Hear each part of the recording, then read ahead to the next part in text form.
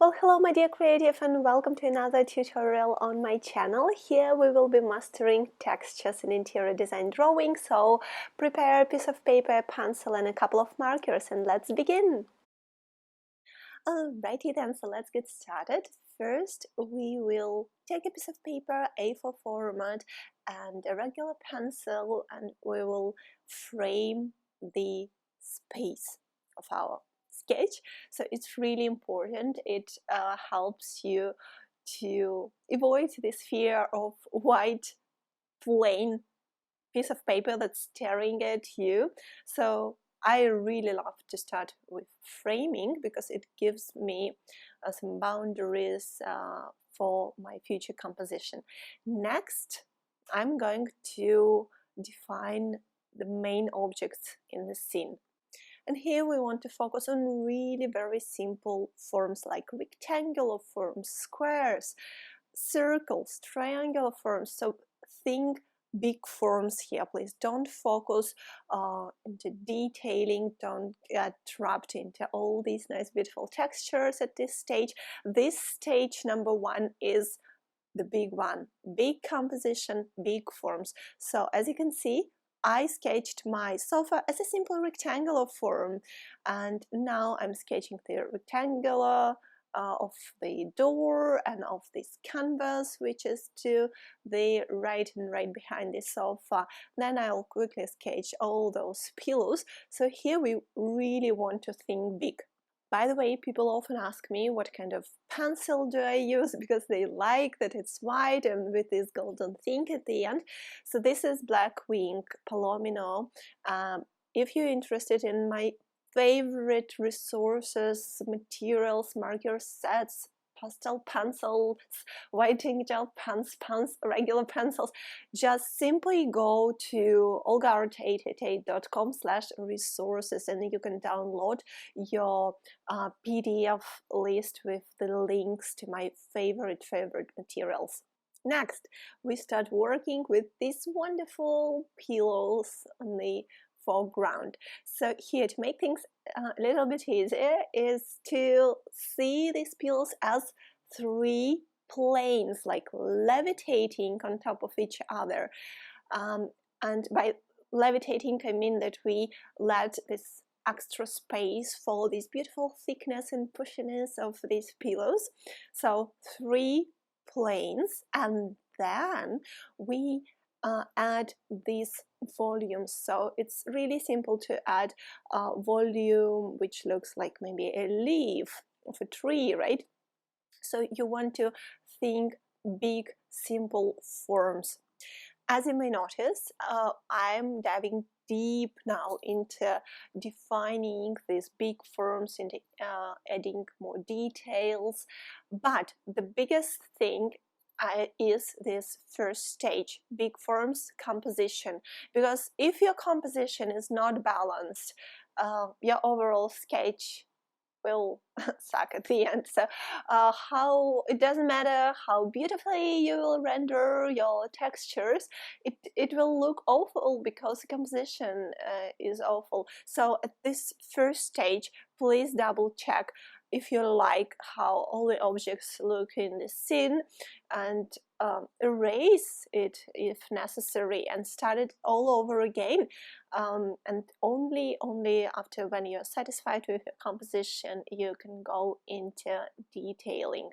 So like I am now immersing myself into drawing these velvety pillows. Alright, so we are done with our center of composition and the foreground, which are pillows and the sofa, and we are ready to rock and roll on the background, where we can find this lovely lamp.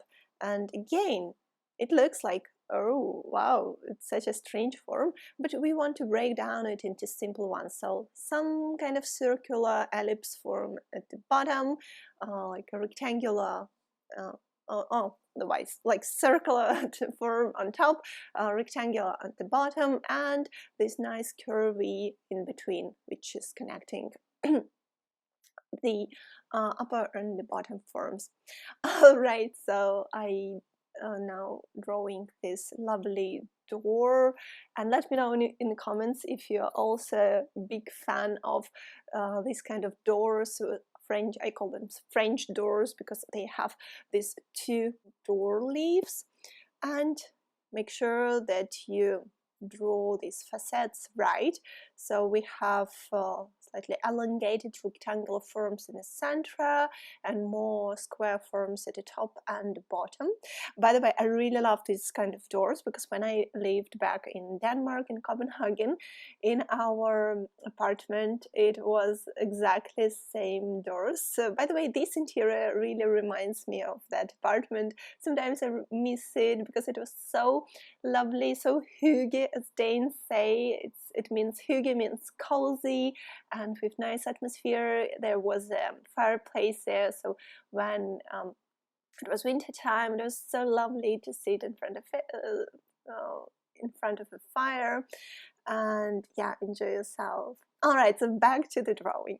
And here we meet with this wonderful concept of one-point perspective, where we have one vanishing point on the horizon line. Alright, so here is another stage, is coloring. And here I will use very limited palette actually, and I'll begin with this Tombow light gray marker. It has brush nib, and if you've been following me for a while, you may know already that brush nibs are my absolute favorite ones. I really love how they work on paper. And here I'm showing you one of my secret life hacks, hints to make nice and straight borders. So you simply take a piece of paper that you don't need and you draw all your lines from it. So you can see that this line from the sofa, it looks so nice at the border. Alright, so here our goal is to color everything with this light gray, except for the sofa and the pillows, because they are our protagonists, our main heroes of this drawing. So I will do a nice outline around these pillows, so I will not color inside these borders. What this will give us? It will give us a unity of an entire sketch. So our floor and walls, they will be all like merged together, combined with this light gray color, and there will be a lot of contrast in it, because gray color, it kind of dims everything. So this layer will be like a basic layer that unites the entire sketch. The reason why I don't color sofa and pillows is because I want more contrast there. So I want white to be really white there, and I want like beige colors look really beige and don't mix with this lovely gray. But the rest of it, it's all fine if it will have this grayish tint in it. So here I'm putting my lines vertically. Next, you will see that I will use our vanishing points to do lines which follow the form. And I will show it to you right now with this second marker, which is also from Tombow, and this is beige color. So I take into account my vanishing point, which is located on the horizon line, or eye level, which is somewhere on the border of the sofa, and then I draw all my lines like a fan. So it looks like a fan because I imagine that each of these lines starts from this vanishing point, and I call this technique following the form. Why? Because this flooring, it's horizontal plane, right? So if we really put a lot of stripes there, you will see that they converge into one vanishing point, and this technique gives us a feeling that this is actually a horizontal plane and not vertical. Side note, I just realized, my dear creative, that the majority of videos that I recorded is in Scandinavian style. So this is how my love to Danish design, Scandinavian design like evolves through YouTube. By the way, on my YouTube channel, you can find another video. This is the thumbnail of this video. There we're drawing also an interior in one-point perspective, so you might want to check it out. Meanwhile, I'm adding some shadows. So here we obviously have our light source, a window, somewhere to the left. That's why all our light source is coming from the upper left corner, and that means that we will have shadows which drop to the right. Now I'm shading a little bit this canvas, so it will look a little bit darker than the back wall. And now let's add some shadows and shades to our pillows on the foreground. So you can see that I'm outlining the silhouette of the shade, and I let the white space, the lit space with sunlight, be really wide, because Scandinavian interiors, they're built on all these white and grayish colors, and it's really important for us to let something be like purely white, and of course add some accents like I'm doing here now with my Chartpak dark gray marker. I will outline at first this pillow, and then I will put in the color inside.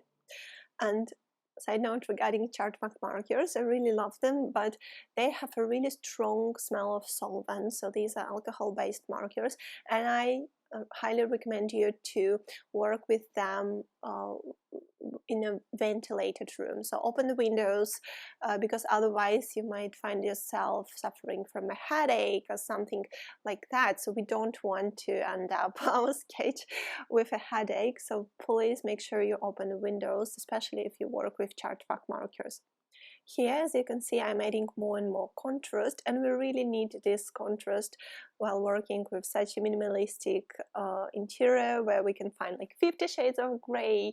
Everything is built here on like warm and neutral and cool grays, right? So we want to add some bold, nice shadows, contrast, but just a little bit, not too much, because our interior should stay wide and spacious and with a lot of light.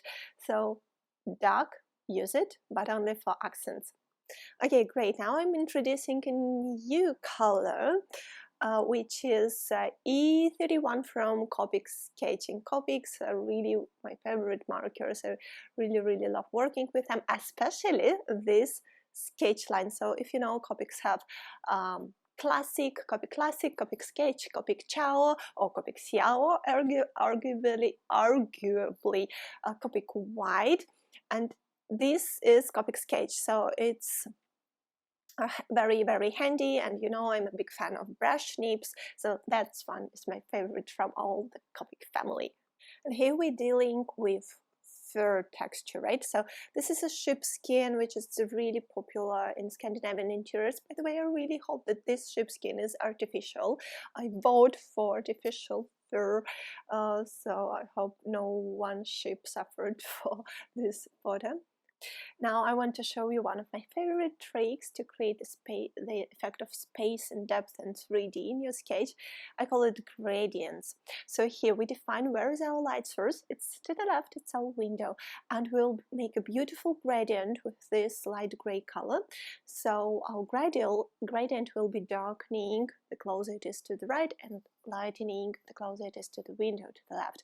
So let the first layer dry, and then we put the second layer.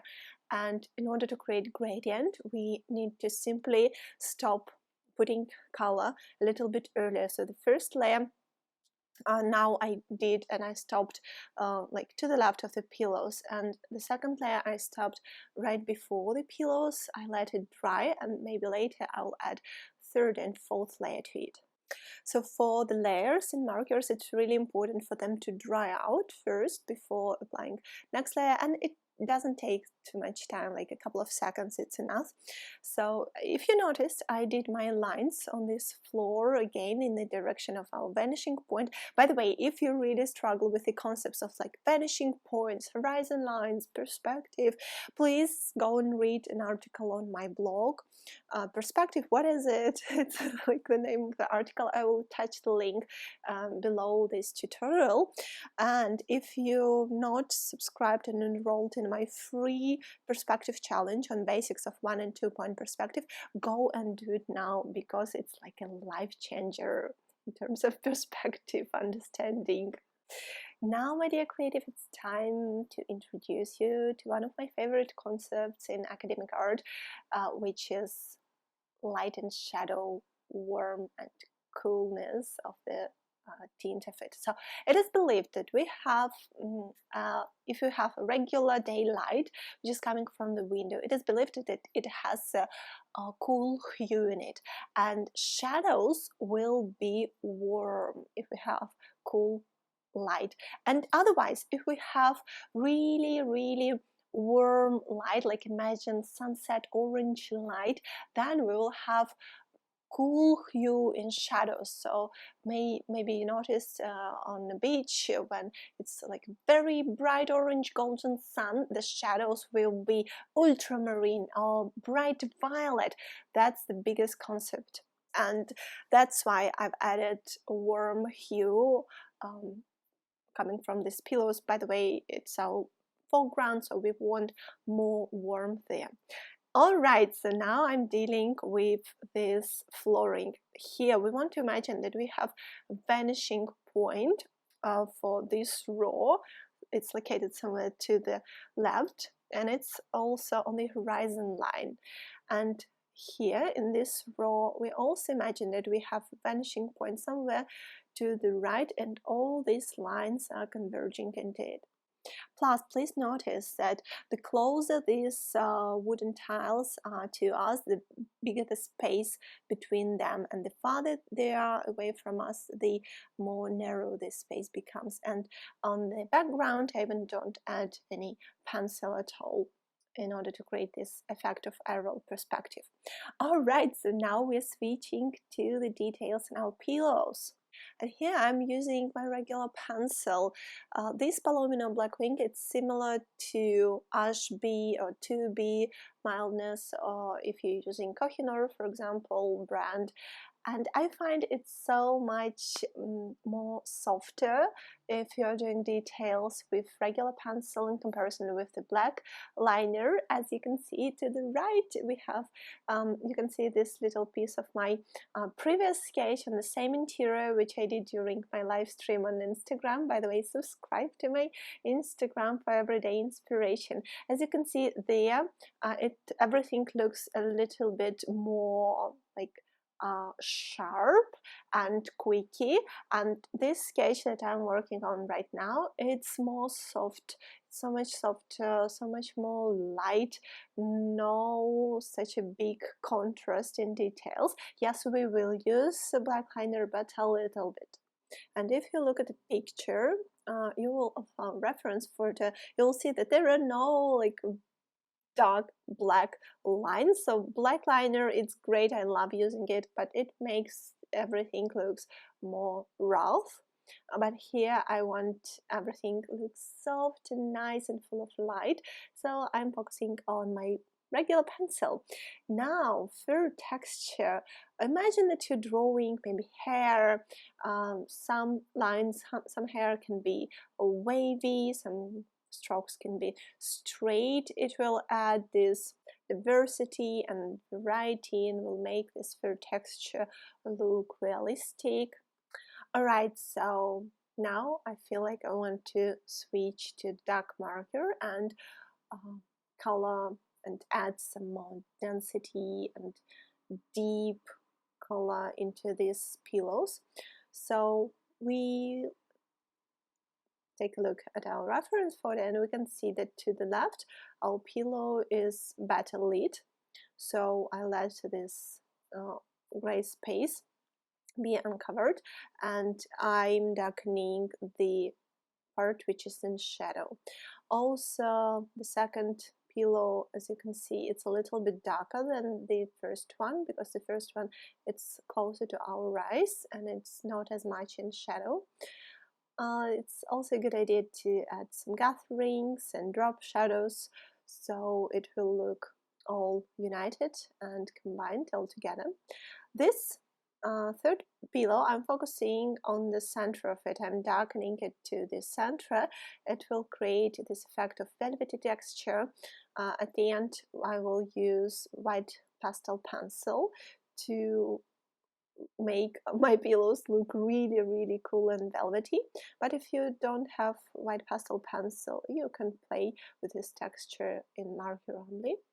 A little bit, add more contrast under the sofa, some drop shadows, strengthen some of them. And here maybe I want to emphasize this beautiful pattern, this knitted pillowcase. So just adding a couple of strokes, a couple of dots here and there, maybe emphasizing drop shadows since we want to give more contrast to our foreground. Now I'm going back to my light gray marker from Tombow, and I'm shadowing this space near the pillows, so this drop shadow will look a little bit bolder. And here and there I'm touching a couple of tiles, this timber wood, to show the diversity, the beauty of this texture. No one tile is identical, so I'm adding this diversity. Let's also add some shadow here to this lamp. And then I'm switching to lovely ice blue color from Pure Color. It will add freshness to my sketch. So as I told you, light coming from the window, it has a cool shadow in it, so I will add some cool effect primarily to this sofa, so it will differ more from the background, which I rendered in a gray marker. Maybe a couple of bluish color to the pillows, so they kind of reflect this blue from the sofa in the shades, and to the tiles here and there. What we are going to do now is to basically distribute this color throughout the entire sketch, because we want our drawing to look united. So if we use one particular color, we will of course add it to some other objects, not only to the sofa. So I added to the sheepskin and to this canvas on the background. Also, it's a good idea to add it maybe to some shadows on the background, plus cool colors. They tend to look like they are more far away in comparison with warm colors. That's why I added more warmth on the foreground and more cool colors on the background. And finally, I will put it here on the ceiling. Let me add a couple of strokes with my regular pencil, so you can see the difference between these two planes, horizontal plane of the ceiling and vertical of the wall. And yes, we're switching to final stage details. I'm using my black liner from Copic multiliner. It's thickness 0.5.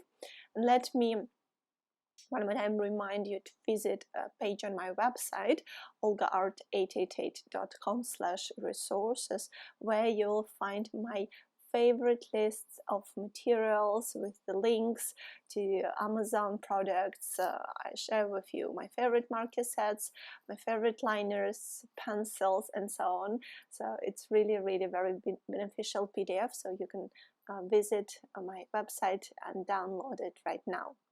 Okay, so let me remind you that when working with white interiors, so Scandinavian interiors, where a lot of light, we really want to use this black color, black marker or black liner very moderately, because otherwise it can make all the scene look very rough.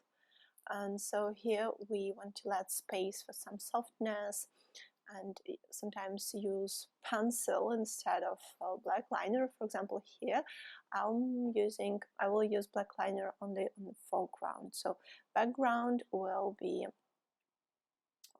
untouched with black liner, and I'm using on the regular pencil on the background for details. Okay, so continuing to add this black liner on the foreground with these pillows. So the bottom two pillows look like their fabric is similar, and the bottom one, the third one, is knitted. So we really want to show this difference in texture. That's why I'm adding more dots and more lines and hatching to the pillow on top. And I'm working very delicately with two bottom pillows. I'm showing a couple of gatherings there, and basically that's it. So my primary focus is on the knitted pillowcase. So what we're going to do during this final 5 minutes of this tutorial is we will add some accents with our black liner on the foreground and in the center of our composition to the sofa. Then we will add a little bit more shading with a gray marker, and then we will add this beautiful velvet texture effect by using a white pastel pencil. And finally we will rotate our sketch and look at it at a different angle, so maybe we can see some mistakes or some things that we want to change or add something. Okay, now what we're going to do is to add some hatching to this sofa. Since this is a protagonist, the center of our composition, the main hero, we really want to make it look special, and this its texture is this raw textile. And if you look really closely to this textile, you'll see that it has this structure like vertical lines intersected with horizontal lines. So we want to add this kind of effect, because in sketching it's really important, this diversity concept. So we don't do all the planes, all the objects in the same way, but we find something new. For example, knitting or glass or textile, we want to hand render it all differently, so our viewer will understand that these are different textures. So I'm adding more precision to this lamp, or maybe it's a vase, some cool object. Also a couple of strokes with black liner to this, I don't know what is it, but some decor. And going back to my regular pencil and making a nice hatching to this canvas. So as I told you, I will use primarily a regular pencil on the background. And back to my gray marker, let's say that I want more shadow here. And here it's really important that your liner is waterproof, so otherwise it will smudge and can create not very nice effects. And introducing white pastel pencil. So finally we made it to a white pastel pencil with which I'm going to create this lovely effect of velvet. So we simply put it to the corners, to the gatherings, and then later we can retouch it with our fingers to make it look more soft and not as contrasting. Let me remind you that when starting to use any particular kind of material like white pastel pencil, we really want to distribute it throughout the sketch. We don't want it to sit in one and only place like here on locutions. No, we will add some highlights on the foreground, we can add it to the tiles, we can show the contrast of light and shadow near the pillows. By the way, important side note regarding a white pastel pencil, it will not work if you put it on top of not yet dry marker. So if you put a couple of layers with marker and they're still kind of wet, white pastel pencil will simply not work on it. So we really want the surface is completely dry, and I really love this effect of applying white pastel pencil on top of dark color, because it creates this beautiful velvet effect. So the darker the background color for the white pastel pencil, the more shiny and vibrant it will look. Now we reach the point when we want to rotate our sketch and take a new look at it. So this gives us a fresh eye effect, so we can see what we want to add. So I can clearly see that I want to strengthen some drop shadows here and there. I can see that my back wall is too flat now, so maybe I'll add more gray marker to it. By the way, we need to sign our drawing, of course.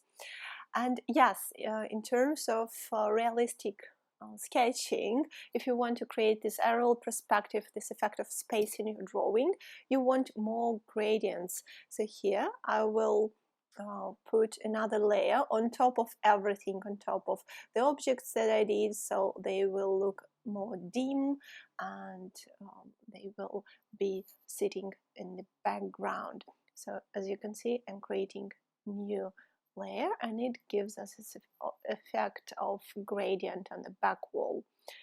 Alright, and finally we frame our sketch, and at the end let me remind you of the resources that I mentioned in this video. So read an article on my blog, Perspective, What Is It? Enroll in my free perspective challenge on basics of 1 and 2 point perspective, and of course check the list of materials in PDF on my website olgasorokina.com/resources.